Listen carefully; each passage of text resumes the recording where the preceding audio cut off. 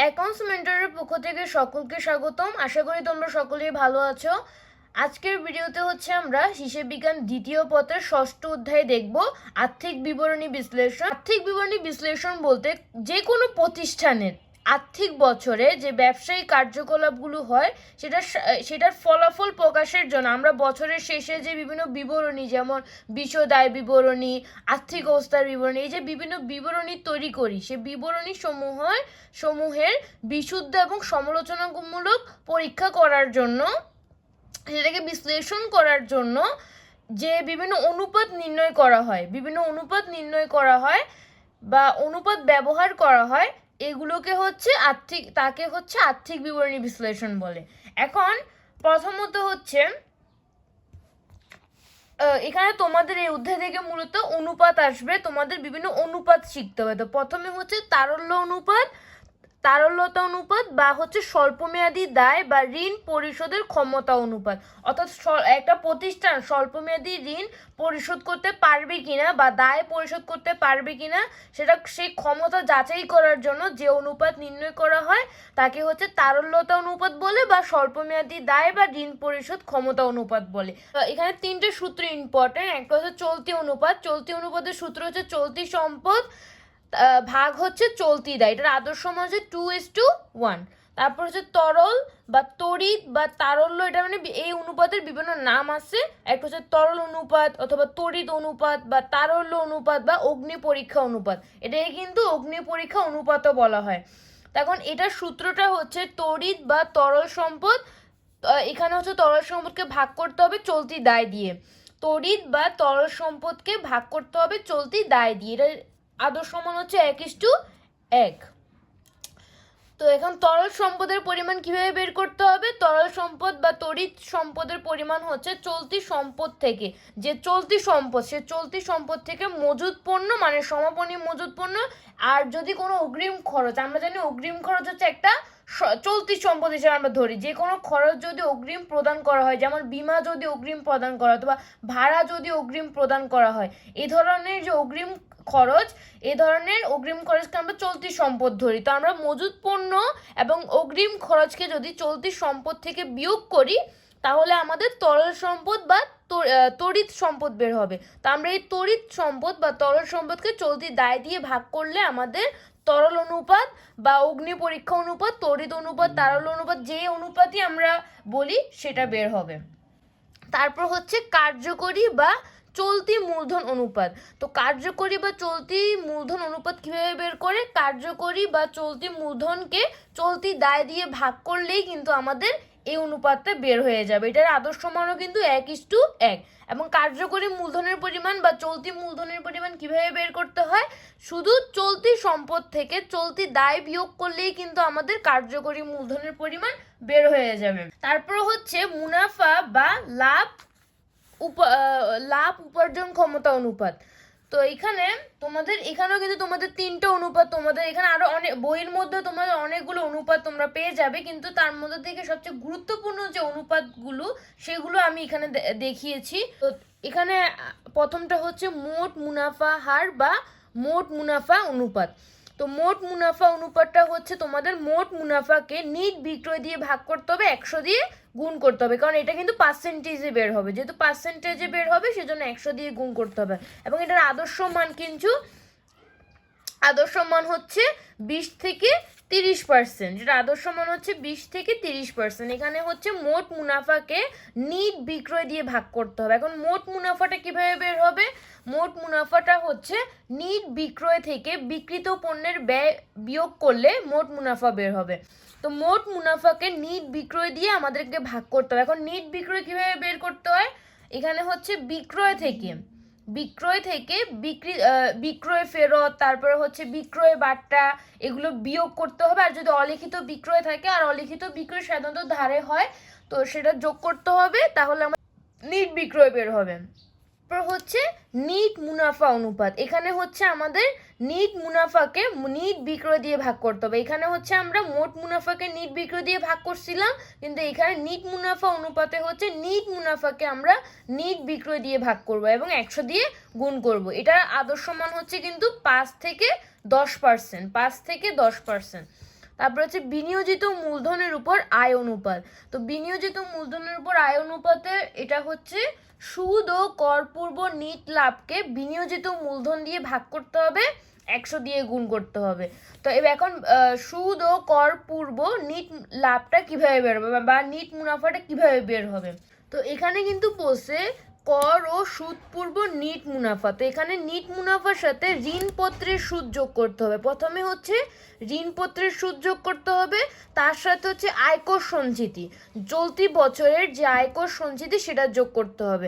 তাহলেই কিন্তু কর ও সুদ পূর্ব নিট আয় বের হয়ে যাবে। সুদ ও কর পূর্ব নিট লাভ বা নিট মুনাফা বের করার পর বিনিয়োজিত মূলধন দিয়ে ভাগ করতে হবে। এখন বিনিয়োজিত মূলধন কিভাবে বের করে? বিনিয়োজিত মূলধন বের করার দুইটা সূত্র আছে। যদি তোমাদের প্রশ্নে আর্থিক অবস্থার বিবরণী বা উদ্বৃত্তপত্র দেওয়া থাকে, সেক্ষেত্রে তোমাদের হচ্ছে মোট সম্পদের পরিমাণ তো দেওয়া থাকবে, এক পাশে হচ্ছে মোট সম্পদের পরিমাণ দেওয়া থাকবে, আরেক পাশে হচ্ছে দায় এবং মালিকানার সত্ত্ব দেওয়া থাকবে। তো মোট সম্পদ যেটা, সে মোট সম্পদ থেকে তখন হচ্ছে ভুয়া সম্পদ বা অলিক সম্পদ সেটাকে বাদ দিতে হবে এবং চলতি দায়কে বাদ দিতে হবে, তাহলে আমাদের বিনিয়োজিত মূলধনের পরিমাণ বের হবে। আর এখন এখানে অলিক সম্পদ কোনগুলো? অলিক সম্পদ হচ্ছে শেয়ার অবহার, তারপর শেয়ার দালালের দস্তরি বা অবলেখকের দস্তরি বা কমিশন, তারপর হচ্ছে প্রাথমিক খরচ, বিলম্বিত খরচ, গবেষণা ব্যয়, এগুলা হচ্ছে আমাদের ভুয়া সম্পদ বা হচ্ছে অলিক সম্পদ। তো আমাদের অলিক সম্পদগুলোকে বাদ দিতে হবে এবং চলতি দায়কে বিয়োগ করতে হবে। আর বিনিয়োজিত মূলধন বের করার আরেকটা সূত্র রয়েছে, একটা হচ্ছে মালিকানা তহবিল যোগ হচ্ছে দীর্ঘমেয়াদী দায়। এটা কখন ব্যবহার করতে হবে? যখন হচ্ছে প্রশ্নে যদি আর্থিক অবস্থার বিবরণী অথবা যদি উদ্বৃত্তপত্র না দেওয়া থাকে, সেক্ষেত্রে তখন হচ্ছে এই সূত্রটা ব্যবহার করতে হবে। তখন হচ্ছে মালিকানা তহবিলের সাথে দীর্ঘমেয়াদী দায় যোগ করতে হবে। এখন মালিকানা তহবিল কিভাবে বের করে? মালিকানা তহবিলটা হচ্ছে মানে মালিকানা সত্ত্ব বা মালিকানা তহবিল, আমরা যেটাই বলি, মালিকানা তহবিল মানে কিন্তু মালিকানা সত্ত্ব। এখন মালিকানা সত্ত্বের পরিমাণ কিভাবে বের করতে হবে?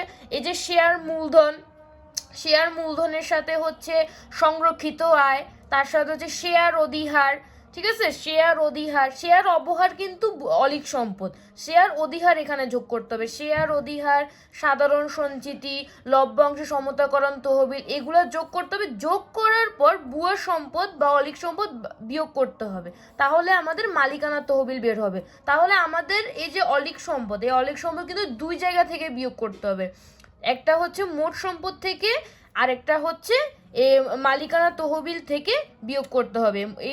এটা মনে রাখতে হবে যে আমাদেরকে অলিক সম্পদকে দুই জায়গা থেকে বিয়োগ করতে হবে। তো মালিকানা তহবিলের সাথে দীর্ঘমেয়াদী দায় যদি যোগ করি, তখন কিন্তু বিনিয়োজিত মূলধনের পরিমাণ বের হবে। তো দীর্ঘমেয়াদী দায় হচ্ছে ঋণ, বন্ধকি ঋণ, তারপর ঋণপত্র, এগুলো হচ্ছে দীর্ঘমেয়াদী দায়। সুদ ও কর পূর্ব নিট লাভকে বিনিয়োজিত মূলধন দিয়ে ভাগ করলে, 100 দিয়ে গুণ করলে আমাদের হচ্ছে বিনিয়োজিত মূলধনের উপর আয় অনুপাত বের হবে। এটার আদর্শ মান হচ্ছে 10 থেকে 15%। তো আমরা হচ্ছে এখন রাজশাহী বোর্ড 2021-এর একটা অঙ্ক করব। তো তোমাদের খনঙে বলছে যে মোট লাভ ও নিট লাভ অনুপাত নির্ণয় করো। তো আমরা এখানে লিখবো মোট লাভ ও নিট লাভ অনুপাত নির্ণয়। আমরা প্রথমে মোট লাভ অনুপাত বের করবো। এটা সূত্রটা ছিল মোট লাভকে হচ্ছে বিক্রয় দিয়ে ভাগ করব এবং 100 দিয়ে গুণ করব। তো এখানে তোমাদের প্রথমে মোট লাভের পরিমাণ বের করতে হবে। তো এখানে আমাদের হচ্ছে আর্থিক প্রশ্নে হচ্ছে আর্থিক অবস্থার বিবরণী দেওয়া আছে এবং নিচে বলছে যে কোম্পানি বিক্রিত পণ্যের ব্যয়ের উপর 25% লাভে পণ্য বিক্রয় করে। 2020 সালে বিক্রয়ের পরিমাণ ছিল 18 লাখ টাকা এবং পরিচালন ব্যয়ের পরিমাণ 90,000 টাকা। তো তোমাদের প্রশ্নে যদি বলে যে কোম্পানি হচ্ছে বা প্রতিষ্ঠান হচ্ছে বিক্রয়ের উপরে হচ্ছে লাভ মানে 25% লাভে বিক্রয় করছে, বা যদি বলে যে বিক্রয়ের উপরে 25% লাভ ধরেছে, সেক্ষেত্রে তোমাদের যে বিক্রয়ের পরিমাণটা দেওয়া থাকবে তার সাথে শুধুমাত্র যে লাভটা যত পার্সেন্ট লাভে বিক্রয় করছে সেই পার্সেন্টটা ক্যালকুলেশন করলে কিন্তু তোমাদের মোট লাভটা বের হয়ে যাবে। কিন্তু তোমাদের প্রশ্ন যদি বলে যে বিক্রিত পণ্যের ব্যয়ের উপর যদি বলে লাভ ধরা হয়েছে, মানে লাভে বিক্রয় করা হয়েছে, সেক্ষেত্রে কিন্তু তোমাদের এইভাবে ক্যালকুলেশন করতে হবে। এখানে 100-র সাথে হচ্ছে কত পার্সেন্ট লাভে বিক্রয় করা হয়েছে, 25%। তাহলে 100 সাথে 25 যোগ করতে হবে, এভাবে তোমাদের ক্যালকুলেশন করতে হবে। তো এখানে যদি আমরা, অর্থাৎ তোমাদের প্রশ্ন যদি বলতো 25% লাভে হচ্ছে বিক্রয় করা হয়েছে, সেক্ষেত্রে আমরা শুধুমাত্র বিক্রয় ছিল হচ্ছে 18 লাখ টাকা। তো আমরা জাস্ট 18 লাখ টাকাকে আমরা কত পার্সেন্ট লাভে বিক্রয় করছি, 25%, আমরা জাস্ট 25 দিয়ে ক্যালকুলেশন করতাম। কিন্তু যেহেতু তোমাদের প্রশ্ন এখানে বলছে যে বিক্রিত পণ্যের ব্যয়ের উপর 25% লাভে, তখন কিন্তু তোমরা এভাবে ক্যালকুলেশন করতে পারবে না। তখন তোমাদের এখানে প্রথমে 25 দিয়ে গুণ করতে হবে, 25 দিয়ে গুণ করতে হবে, তারপর হচ্ছে 125 দিয়ে ভাগ করতে, মানে 100 সাথে যত পার্সেন্ট লাভ সেটা যোগ করতে হবে। তো এখানে হবে হচ্ছে 125, তো আমাদেরকে 125 দিয়ে ভাগ করতে হবে, তখন আমাদের আসবে হচ্ছে 3,60,000 টাকা। এই 3,60,000 টাকাই কিন্তু হচ্ছে তোমাদের মোট লাভ। তো এখানে তোমরা 3,60,000 লিখবে, ঠিক আছে, 3,60,000, তারপরে বিক্রয় দিয়ে ভাগ করবে। বিক্রয়টা ছিল হচ্ছে 18 লাখ টাকা, এখন আমরা ভাগ করব 18 লাখ টাকা দিয়ে এবং 100 দিয়ে গুণ করব, তাহলে আমাদের আসবে হচ্ছে 20%।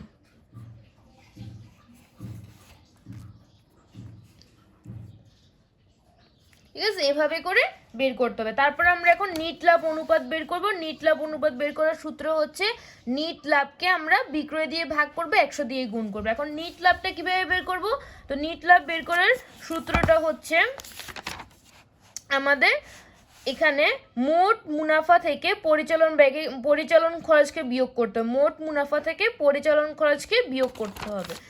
তো আমরা এখানে মোট মুনাফা বের করছি হচ্ছে, এখানে আমরা গণনার মধ্যে লিখবো, তো আমরা এখানে গণনার মধ্যে লিখবো মোট মুনাফা আমরা বের করছি হচ্ছে 3,60,000 টাকা।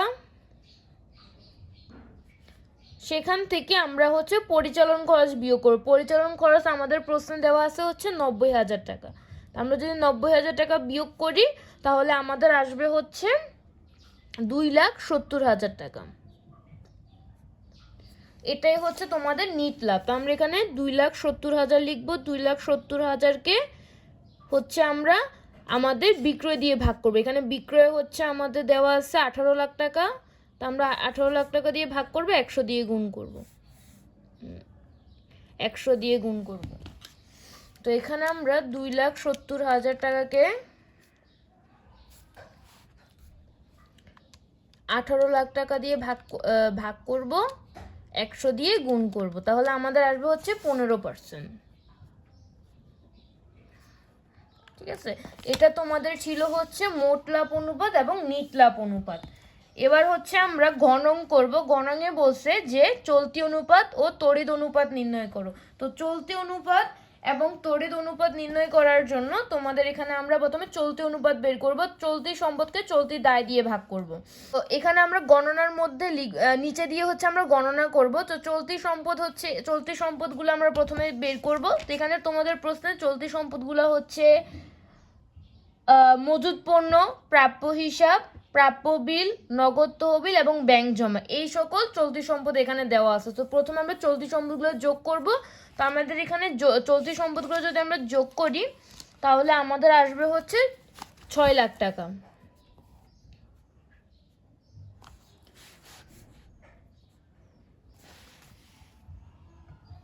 এবার হচ্ছে আমরা চলতি দায়গুলো যোগ করব। তো চলতি দায়গুলো যোগ করলে আমাদের আসবে হচ্ছে, এখানে আছে বকেয়া খরচ এবং প্রদেয় হিসাব, এগুলো যোগ করলে আমাদের আসবে হচ্ছে 2 লাখ টাকা। আমরা এখানে হচ্ছে চলতি সম্পদ এবং চলতি দায়ের পরিমাণ বের করছি। তো এখন আমরা এখানে চলতি সম্পদকে চলতি দায় দিয়ে ভাগ করব। আমরা 6 লাখ টাকাকে হচ্ছে 2 লাখ দিয়ে ভাগ করব, তাহলে আমাদের আসবে হচ্ছে 3। এখানে আমাদের ইস্টু লিখতে হবে 3:1। এভাবে করে আমরা হচ্ছে চলতি অনুপাতটা বের করলাম। এখন হচ্ছে আমরা তড়িৎ অনুপাত বের করব। আমাদের এখানে তড়িৎ সম্পদকে চলতি দায় দিয়ে ভাগ করতে হবে। তো এখানে আমাদের চলতি সম্পদ থেকে আমাদের মজুদ পণ্য এবং অগ্রিম খরচ যদি থাকে সেটাকে বাদ দিতে হবে। তো এখানে আমাদের চলতি সম্পদের পরিমাণ আমরা বের করছিলাম হচ্ছে 6 লক্ষ টাকা। সেখান থেকে মজুদ পণ্যকে বাদ দিতে হবে, মজুত পণ্য হচ্ছে 2 লাখ টাকা। আর আমাদের এখানে কিন্তু কোনো অগ্রিম খরচ ছিল না, যেহেতু আমাদের কোনো অগ্রিম খরচ ছিল না সেটা আমরা এভাবে রেখে দিব। তো 6 লাখ থেকে 2 লাখ চলে গেলে থাকে 4 লাখ টাকা। তো এখন আমরা হচ্ছে এখানে তড়িৎ সম্পদের পরিমাণ বের করছি হচ্ছে 4 লাখ টাকা, আর আমাদের চলতি দায় ছিল 2 লাখ টাকা। তা আমরা ভাগ করলে আমাদের এখানে আসবে হচ্ছে 2। আমরা যদি লিখব 2:1। তো এইভাবে করে আমরা হচ্ছে চলতি অনুপাত এবং তড়িৎ অনুপাত বের করলাম। তো আশা করি তোমরা ভালো করে বুঝতে পেরেছো। এইভাবে করে হচ্ছে তোমাদের প্রশ্ন আসবে সামনের ভিডিওতে। হচ্ছে আমরা এই অধ্যায় থেকে অন্যান্য যে গুরুত্বপূর্ণ অনুপাতগুলো রয়েছে সেটা দেখব।